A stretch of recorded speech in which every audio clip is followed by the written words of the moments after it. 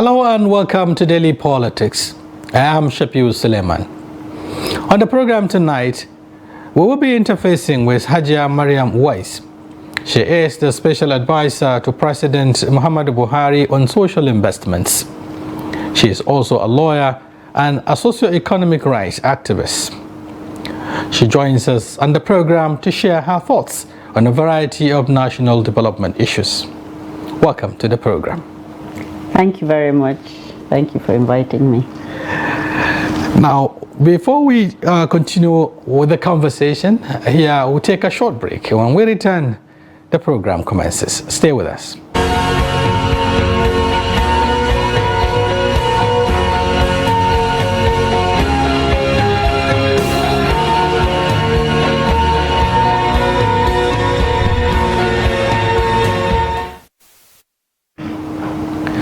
Once again, thank you very much for joining us, Hajia Mariam Weiss, on the platform.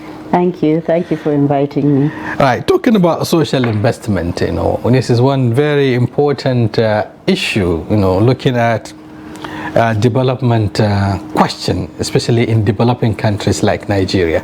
President Muhammadu Buhari, when he assumed office in 2015, clearly indicates his desire, to touch the lives of the poorest of the poor. Came up with several intervention programs, to this effect. And you happen to be the advisor to President Muhammadu Buhari. What do you think, agitated his mind, to come up with such a very ambitious social intervention program? Well, I think it's a bit evident the numbers of youth that we have that are unemployed. We have a lot of issues with poverty. People who were losing hope, in despair, who couldn't even make ends meet, maybe even one meal a day. And so we were tasked with the responsibility of trying to see how we could create a level playing field for those who don't have access, who don't have connections, who are in need of an intervention in their lives to see how they can take ownership and actually grow their businesses or start something that will really support their families. Right. Yeah, if I understand, this social intervention program, is all-encompassing, some would say. It touches virtually all the vulnerable groups, from women to children to youths and so on. There are a number of specific programs, like the conditional cash transfer, the school feeding program, and several others. Why were they structured in that sense? So they're diverse sectors that needed to be impacted upon. And I remember, the vice president saying to me that every time they went out on campaign, the president would say, how are we going to reach all these people? Because there were always huge crowds, and so we were tasked or saddled with the responsibility of trying to see how we can engage those who know nobody, who actually need support. And one of the first things, of course, was developing a social register for households that are poor and vulnerable. And for those households, we needed to make sure that there was, we had a database that that could not be compromised. Okay. And we were very encouraged by the fact that the World Bank was ready to put money into it. And from experience, the World Bank or any other development partner that supports you, it actually, because they monitor what happens, it actually secures the integrity of the data. So we began by engaging the communities directly, asking them to identify the parameters for poverty in their own community. So we didn't really come up with this is the baseline or this is what it is. Every community has its own notion of what poverty means to them, and what poverty is in Katsina Ala may be different from what poverty is in Arondizogu and what. So we needed to know because we needed to assure the communities that we were addressing poverty. So communities would have focus group discussions in groups that they were comfortable with. The females together, the males together, the youth together. They would identify what the parameters were, and they would tell us which households fell into those parameters. And once they did so, we'd hold a plenary and there would be a discussion in the community. Is it true? And there are certain places, for instance, where the parameters drawn up was, oh, the children don't go to school. And I witnessed, somebody saying, no, he's not poor, it's just that he doesn't believe in Western education. He's okay. But some said they cook with firewood. You come up with different things. And there are some who actually are stigmatized. There's a community in the East that they said, oh, because the gentleman stood up and said, because my family, was two of my children involved in armed robbery, and this is why the community doesn't reckon with me, but the parameters they've drawn up actually align with what, the same thing in a Boko Haram community. I mean, in a community in Borno State, another gentleman stood up and said, because my children joined the Boko Haram, the community doesn't like me, so they haven't put me in. We get a consensus and a sign-off from each community, and then each household is visited. And then there are parameters for deciding or ranking them based on the size of the household, the assets that the house has, whether they have water, roofs. There's so many parameters, several fields that we look at, and that actually ranks them.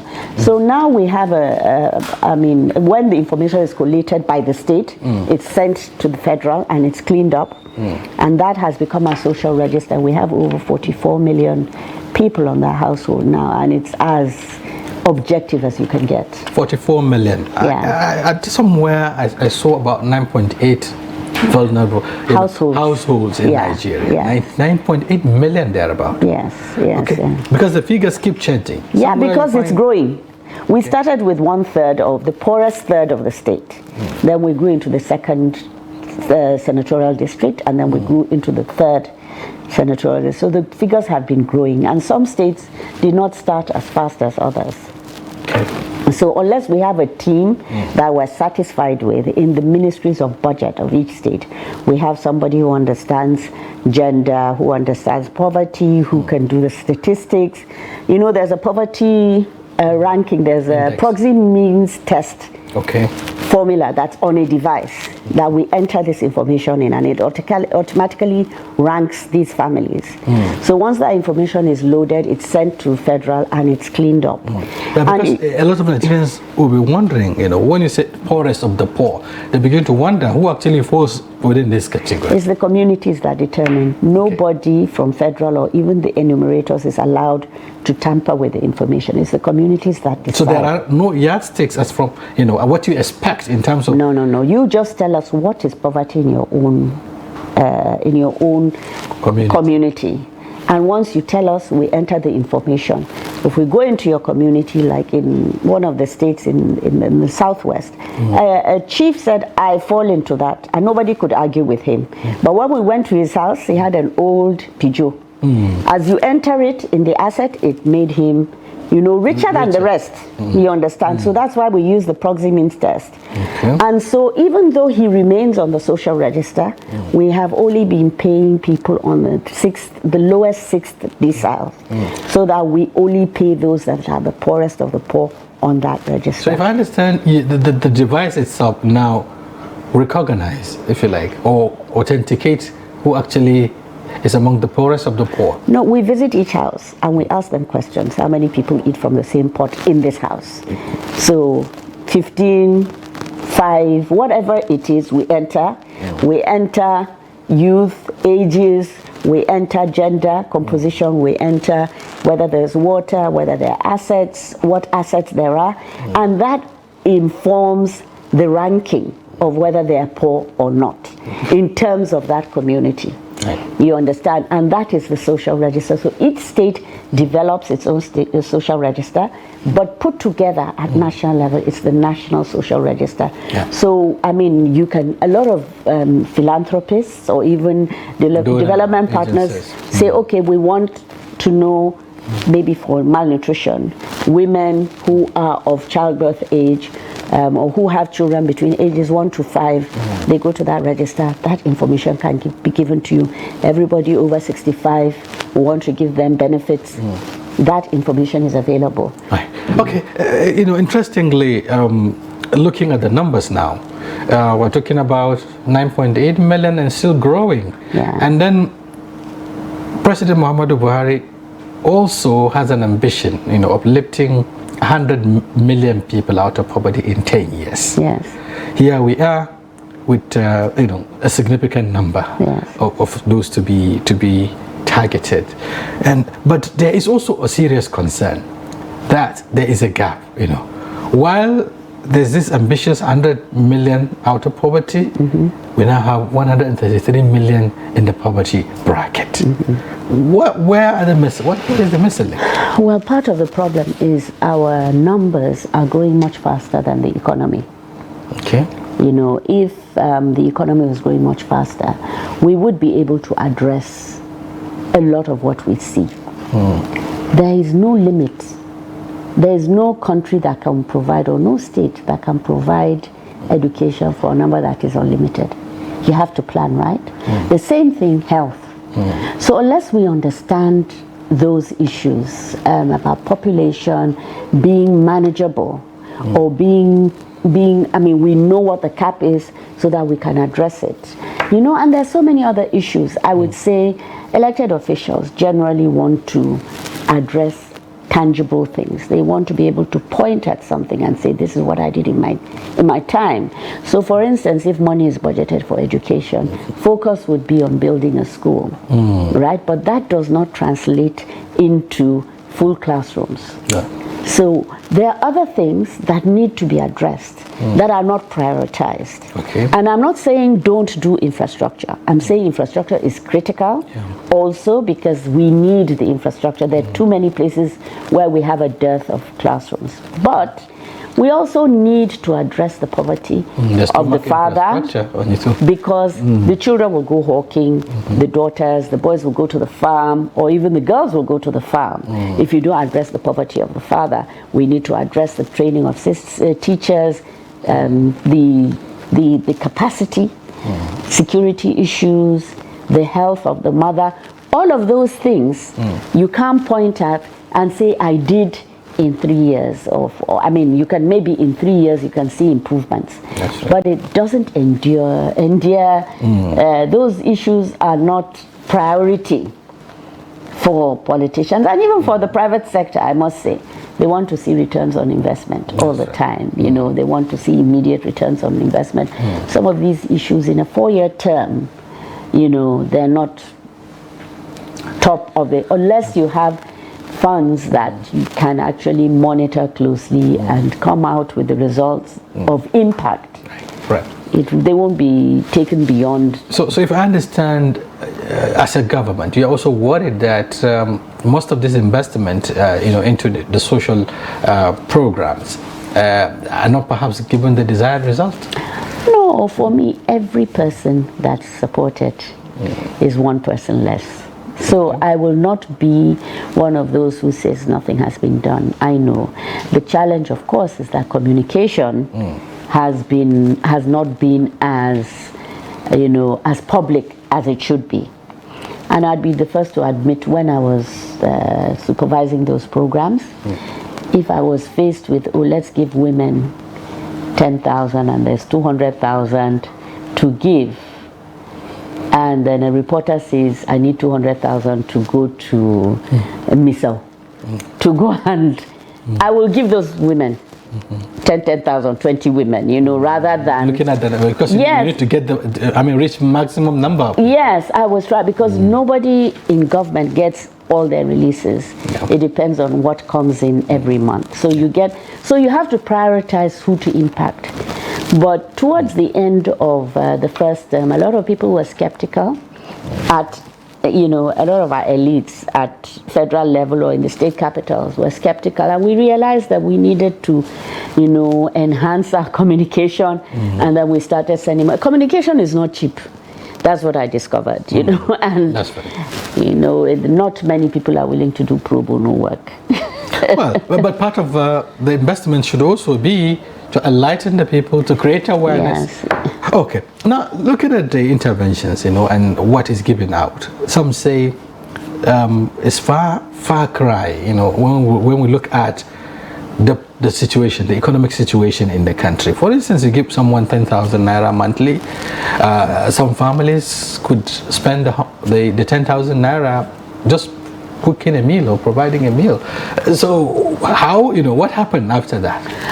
So when these programs were being driven under the office of the vice president, we actually also trained who we call community facilitators. In every ward, we had people who had been trained to visit the recipients of cash transfers, and they were the ones on our website, their names, their states, the local government, and their numbers. So any journalist who wanted to reach these beneficiaries could reach them through these facilitators. They visit them every week and train them on financial literacy, what to save, what to spend, what to invest.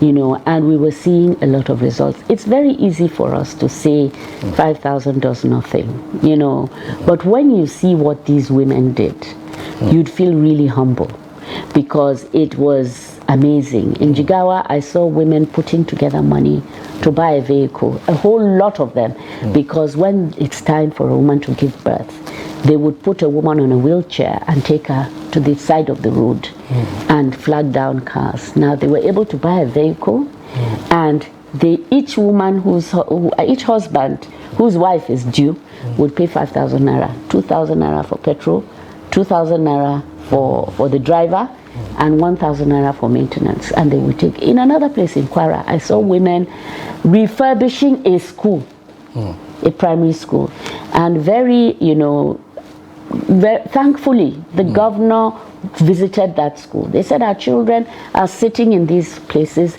rain falls, it doesn't help them, and it's really bad. He came and he refunded these women to say this is actually. So they do this out of the minimum, the meager amount they receive. Put money together and they do different things. They do businesses. They start their businesses. Imagine, one of our programs was the trader money that came under, a lot of, but there are so many people who need 5,000 loan, 10,000 loan, and they don't have access to banks. If you go into the market, you find those selling alehu or efo, spinach, you find those, selling water, really needing this money, but unless they know you or they know me, they don't have access. So this money was targeting people who need that kind of money, little amounts, but who can improve their businesses. I'll never forget one day in Kano. I'm from Kano. I was going to the airport. This chap followed me, Hajia, and I actually thought he was on substance abuse. I was worried. I was running until he said Hajia SIPs, and then I turned. He said, I just want to thank you. In Hausa, I sell water on a wheelbarrow. Because of this 10,000 naira, I've been able to bring my brother into the business. I've grown my business. Now, anybody that pays 10,000 back within 6 months is now entitled to 20,000. If you pay back 20,000, you're entitled to 50,000. We're trying to build a credit history for these people. So by the time they get to 100,000, they can go to a microfinance bank and say, look, I have the history of paying back as and when due. And this is what was really, where do these people get money? Imagine how much we spent setting up AMCON. And how much we spent doing trader money. So how do you document all of this? Because there has been concerns in respect to the figures. Nigerians are worried. They want to see the numbers. Who are benefiting from these interventions? How much money is involved? There's I can give you all that information from 2015 to 2019. It was out in the public. I made statements. I held press conferences, and the Bank of Industry has down to the geolocations of the beneficiaries of trader money. They have all the data. If you take the time to go to the command room, you'll see it. For us, for the other programs, we did Empower, we did school feeding, all of the people we paid got paid through NIBS because we needed their BVN. If you didn't have a BVN, it means it didn't match your account number, or if you didn't match your account number, your name, then you wouldn't be part of the program. We're trying to but wouldn't that should change the unbankable community who are also vulnerable? Who are the unbankable community? In every community where we had a primary school, we had women that cooked. And everyone, the only challenge we saw was sometimes the women would give the accounts of their sons or the counselor or somebody, their husband, and the person would get the money and not tell them. So they would now think, and this is not something that is our design. So we threw out a lot of monitors. We got Action Aid to get us monitors, and they were on the field. And then SSS really helped us. So we had quite a number of people locked up, or at least reported to EFCC and ICPC, where they were government officials, to try and see how we could catch up with those people who were trying to defraud even poor people. It was really outrageous in the cases that we discovered, but in many cases we had women who were really doing well, growing their businesses. Yeah, you talked about appearing on TV, granting interviews and what have you. But in terms Nigerians, a number of Nigerians wanted to see, for instance, a display of such register, indicating the numbers, the people, their addresses, and so on and so forth. So maybe NASCO should do that, the body that's doing that. But I should remind you that the FOI Act actually precludes or prohibits, without the consent of the person receiving grants from government, prohibits the publication of their names. So this is why, to get around it, people that were skeptical, we put on our website all these community facilitators that were supporting them, and we had documentaries done. Go there, speak to those people. They will take you to the individuals on the register who have been given these grants, and they will be, you can talk to them directly. We don't even know them. And this is what we actually set out to do. This is what happened for many journalists. So if I understand, you don't just publish the names because you are worried, they could be stigmatized and considered as It's not just stigmatized, it's that there's a law against it. The FOI Act says don't publish names of people who receive grants without their consent. Now, how do we start going around 44 million individuals saying, do you consent to your name? Some people will tell you, I'm not poor.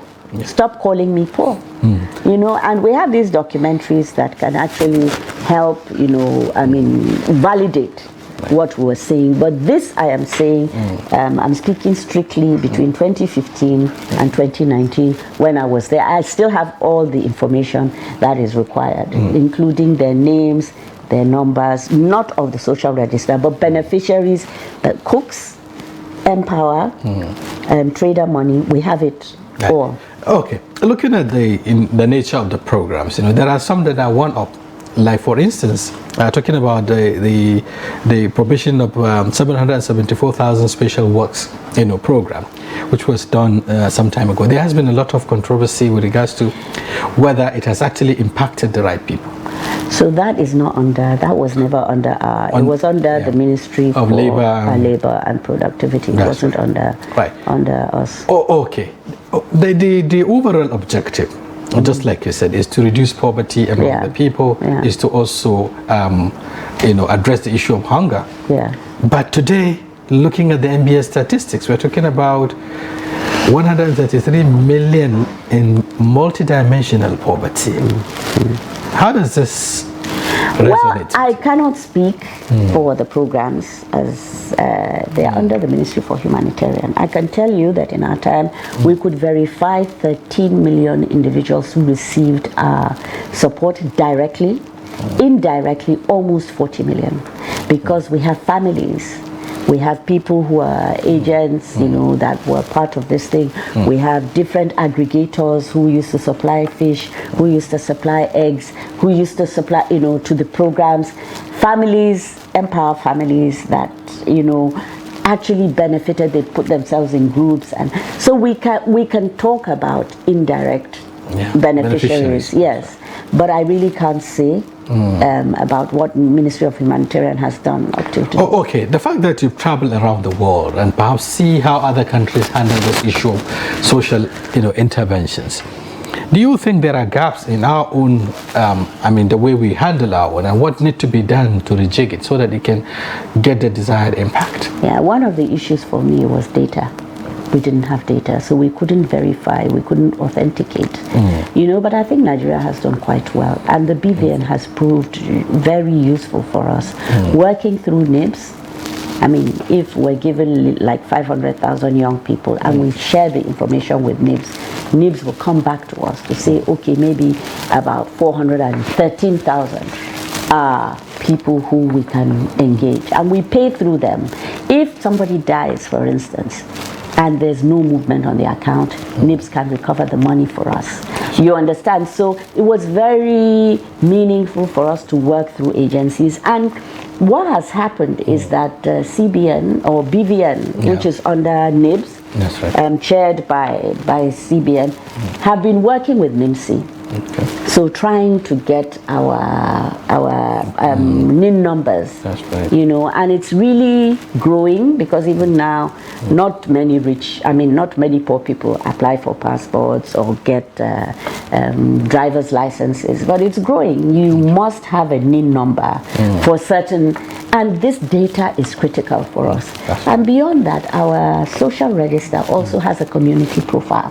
So every community that our enumerators go into, they feed us back with the primary schools, the nearest primary schools within that community, secondary schools, healthcare centers, supermarkets, police stations, the road there, if it's a path, if it's a creek, the give you a holistic approach, the banks, in terms the of agents, all of that is there for every community.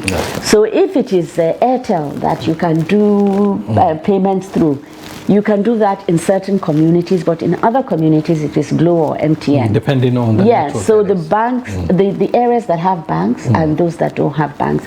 And it has really stimulated a lot of banking in those areas, and I think this is the beginning. Right. Yeah. Okay, thank you very much, Haja Mariam Uwais, for talking to us on Daily Politics. Really appreciate your perspectives. Thank you very much. Viewers, this is where we wrap it up with Haja Mariam Uwais on the platform tonight, as we take a look at development issues, especially with regards to social investment programs, and of course the National Social Investment Register, which is currently being put together. Thank you very much once again for coming. Thank you for having me. We'll take a short break, and when we return, the conversation continues.